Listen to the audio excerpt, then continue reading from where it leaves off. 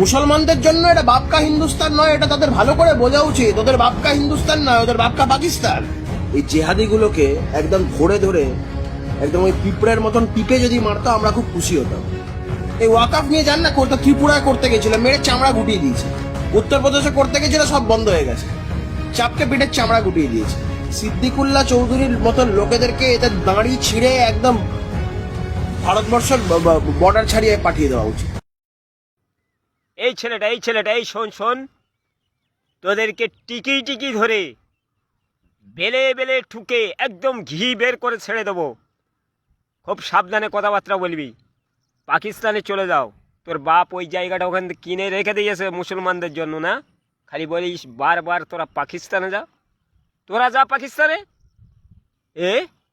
বাংলাদেশে তোরা যা, আমরা যাবো কেন? দ্বিতীয়বার না জানে এসব শুনি। আর পুলিশ প্রশাসনকে বলছি এদেরকে অ্যারেস্ট করুন। এভাবে মারামারি দাঙ্গাদাঙ্গি হতে হতে সাম্প্রদায়িক হয়ে যাবে। এদেরকে অ্যারেস্ট করতে পারছেন না। ভিডিওটা বেশি বেশি শেয়ার করতে থাকুক।